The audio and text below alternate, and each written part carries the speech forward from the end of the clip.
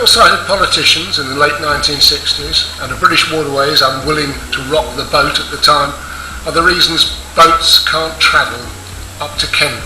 Until the M6 motorway was built, just 8 locks carried you beyond Field to the summit level of the Lancaster Canal, which then wended its way over the border into Cumbria, past idyllic villages and stately homes, until it arrived in the lakeland town of Kendal, running alongside the pretty River Kent for many of its final miles.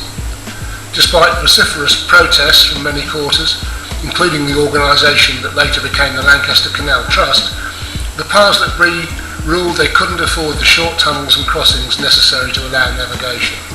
Instead, the canal was culverted under the motorway, in one place just a few yards away from the motorway tunnel made for an adjacent road. The whole canal supplied with water by a reservoir feeder that enters the northern reaches in a short section. It is still navigable near Crooklands on the outskirts of Kendal. That means all but the final 6 miles is still in water, and those 8 locks at Field are in great condition, lacking only their gates.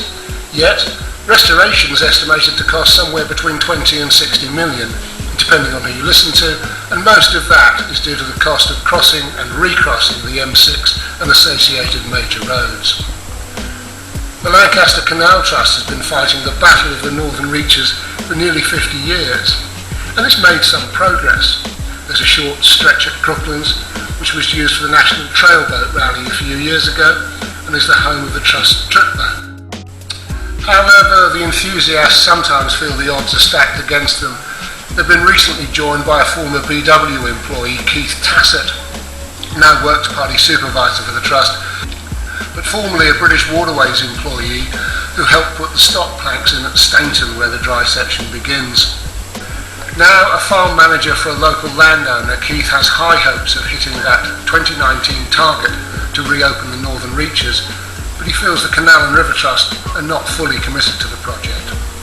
What's it going to take to put boats back on the canals behind you? Well, a lot more volunteers and cooperation from CNRT, and then I think we can get it done. I'm looking at our anniversary, 2019. Whether anybody else is going to follow me or not, I don't know. But I'm here to kick some backside, so I hope to get things done. But what assistance do you get from CRT at the moment? I mean, are they helpful or are they a hindrance? Tongue-in-cheek, I'll say they're a hindrance. Everything we try and do, it's the paperwork which has to be done, but they seem to try and put everything in our way. I think they think we're a load of old fuddy-duddies messing about with a bit of old canal that will never get open, and all they're interested in is getting water from A to B to keep further down going. Okay. It's going to cost a lot of money. I mean, somewhere between what, 20 and 60 million? Yeah, that's what we've heard. And where's that going to come from? Well, we've just taken a guy on at his 5th meeting tonight with us, and his business has been raising money through the lottery. What he can achieve, I don't know. Only 2 or 3 of us met him at then, but he had to, only 2 or 3 years ago, raise 30-40 million a year to keep things going. He was one of the primary of the lads club in Lancaster. So you're hopeful that the money will be there and then the boats will be there? Yes. I think if we get this open, voters will push it out of the way to get up and see what we've got.